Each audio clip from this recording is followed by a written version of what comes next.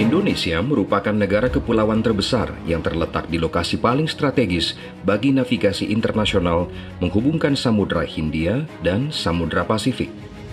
Menunjukkan komitmen kuatnya sebagai anggota IMO, Indonesia terus menjaga jalur aman bagi navigasi internasional melalui perairannya. Selat Sunda dan Selat Lombok memberikan kontribusi yang signifikan terhadap pelayaran internasional yang lancar dan efisien, khususnya bagi kapal berukuran besar yang secara fisik tidak dapat melewati Selat Malaka dan Singapura yang dangkal dan sempit. Pada tahun 2018, lebih dari 53.000 kapal melewati Selat Sunda dan 36.000 kapal lainnya melewati Selat Lombok. Lalu lintas ini cenderung bertumbuh dari tahun ke tahun, baik dalam jumlah maupun ukuran kapal. Untuk memastikan keberlangsungan jalur pelayaran yang aman, baik untuk pelayaran domestik maupun internasional, serta perlindungan lingkungan maritim di kedua selat tersebut, dalam pertemuan ke-6 Subkomite, NCSR menyetujui proposal Indonesia untuk membentuk skema pemisah alur pelayaran atau Traffic Separation Scheme atau TSS di Selat Sunda dan Lombok. Konsep ini dirumuskan melalui sejumlah survei, studi, dan penilaian risiko dan selanjutnya dikoreksi, ditingkatkan, dan dilakukan oleh para ahli yang menghadiri expert group selama pertemuan NCSR ke-6. Menindaklanjuti persetujuan pada pertemuan NCSR ke-6, Indonesia telah melakukan sosialisasi untuk meningkatkan kesiapan implementasi TSS di Selat Sunda dan Selat Lombok, di antaranya melakukan workshop di tingkat nasional maupun internasional, yang turut dihadiri oleh para pemangku kepentingan nasional dan anggota masyarakat maritim internasional. Hal ini membuat Indonesia menorehkan sejarah baru sebagai negara kepulauan pertama di dunia yang memiliki bagan pemisah alur laut atau TSS di Selat Sunda dan Selat Lombok yang akan mulai diimplementasikan pada 1 Juli 2020. Direktorat Jenderal Perhubungan Laut, Kementerian Perhubungan Republik Indonesia telah mempersiapkan diri dalam mengimplementasikan Traffic Separation Scheme di Selat Sunda dan Selat Lombok.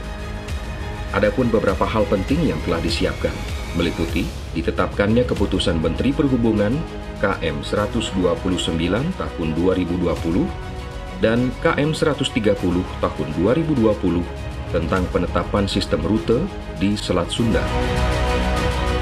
Peralatan VTS Merak dan VTS Benoa termasuk AIS, radar, dan lain-lain, sudah siap untuk melaksanakan pengawasan di seluruh wilayah TSS di Selat Sunda dan Selat Lombok, dengan backup sistem untuk melaksanakan layanan dan kehandalan selama 24 jam dalam 7 hari. Telah dilaksanakan peningkatan kapasitas SDM operator VTS di VTS Merak dan VTS Benoa, baik secara langsung maupun secara online. Telah disiapkan SOP komunikasi VTS di Selat Sunda dan Selat Lombok.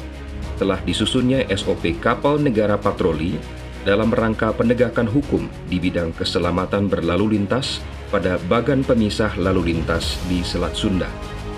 Pangkalan Penjagaan Laut dan Pantai Tanjung Priok telah menyiapkan kapal negara patroli dalam mengamankan dan melakukan penegakan hukum keselamatan berlalu lintas di Selat Sunda.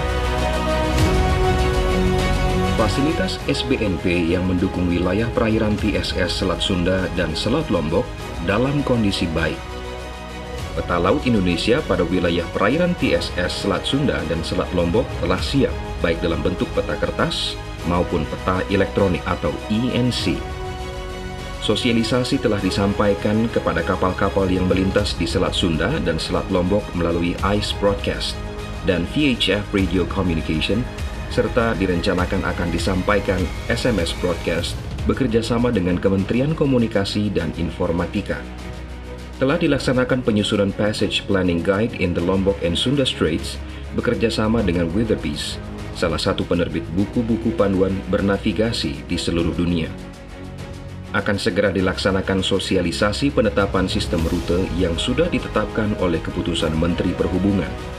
Secara umum, Kementerian Perhubungan dengan unit kerja Direktorat Jenderal Perhubungan Laut telah siap dalam mengimplementasikan bagan pemisah alur pelayaran di Selat Sunda dan Selat Lombok, baik dalam segi pengawasan oleh instalasi Vessel Traffic Services dan SDM di dalamnya, kesiapan instalasi sarana bantuan navigasi pelayaran yang tersebar di dua selat tersebut, maupun penegakan hukum yang dilakukan oleh Kesatuan Penjagaan Laut dan Pantai Republik Indonesia. Kesiapan Kementerian Perhubungan tersebut memastikan Indonesia siap mengemban amanat International Maritime Organization dalam mengimplementasikan Traffic Separation Scheme di Selat Sunda dan Selat Lombok.